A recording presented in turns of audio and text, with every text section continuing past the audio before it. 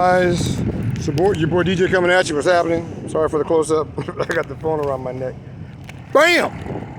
Check it out. Eb5 Pro Plus. My first ride to work. Guess how long it took me as compared to the Cobble Wolf Warrior Limited to 21 miles an hour. And the Razor EcoSmart 48 volts. Limited to about 20 miles an hour. This thing, they say it only goes 15 miles an hour. Well, I clocked it at 17 miles an hour. I got to work in about an hour and 5 minutes. About an hour and 5 minutes on the Eb5 Pro Plus moped is what I call it. So what I did was, again, I made one video on this bike so far, many to come. Got my emergency lights on the back.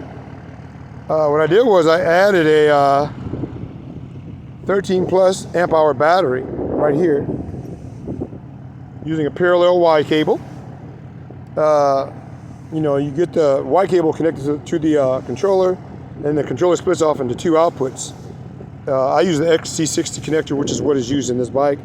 I just ran one to the to the battery, internal battery, and then I ran the other cable, as you can see, the gray cable right here on the bottom, coming out, comes around right there, external battery in there.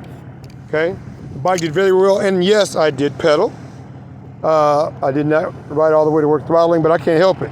Okay, I'm a bicycle rider too, so I can't help it. But anyway, majority of the time was the throttle. I used the throttle. At 36 volt, the bike did very good. My average speed was probably 13 to 15 miles an hour, but this bike, I clocked it at 17 miles an hour with the GPS, whatchamacallit. So, yeah, I'm very impressed. Mini moped right there, baby. Cheap. I think they sell for like $5.50, something like that. They're worth every dime. Again, this project that I'm working on here, the object is to make like the ultimate micro-mobility vehicle, and whether you can stand up on this thing too. I did do some standing to give my butt cheeks a break. But anyway, the object of this is to have a micro-mobility moped and have it very minimalist. I don't have any gear changes to worry about, like the true moped. No gear changes to worry about as far as pedaling. Just the very essentials. You got one speed, and they got it geared appropriately with the proper pedal cadence. You can average about 10 to 12 miles an hour. If you want to pick it up, you probably can do 15 for them young whippersnappers out there. As you can see, I did the usual. I come prepared. I got my air pump in here, got my tire pump in there. I've got my electronic tire pump, that is. Patch kit if I need it. I have some spare inner tubes on order just in case things happen, and things do happen. So yeah, the bike did very well. Very happy with it. Having that internal geared motor does really well. Plenty of torque. I have this monster hill I got to climb. I mean, it truly is monster hill I have to climb, and the bike did very well with that geared motor. Yeah, I had to struggle, not really struggle, but I had to put some effort into it. So it's a raving success.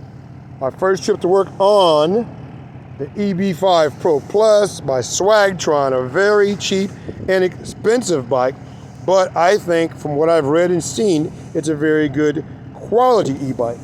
If you want to use it as a moped, as I'm going to do, and I'm using it more of a longer range moped, you want to get the external battery and put one on there. Now, actually what I want to do, I want to go to 48 volts. That's my whole plan.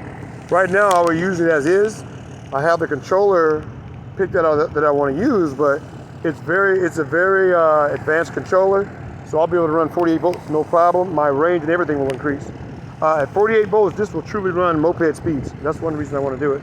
It'll be 20 plus miles an hour, and it's nice to have the extra kick when you can do it. So that's my goal. And eventually, this bike, I want the range to be around 80 to 100 miles is what my objective is with this bike, is to get it up around that range. To do that, of course, I'm gonna have to add more batteries. So if anybody knows where I can get a battery rack for this, a bicycle rack for this thing, let me know. Because Swagtron says they don't have one. And they don't sound like they're going to be making one anytime soon. So I may have to come up with an idea there. But if I can get another battery rack, I can mount a battery back here. And if I need to, I can have two on the front.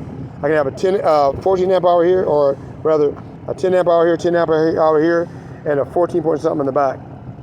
You know, that'll give me like a 35 amp hour battery. That's what my goal is to do. But again, the controller I want to get, it's very advanced, Bluetooth, all that kind of stuff.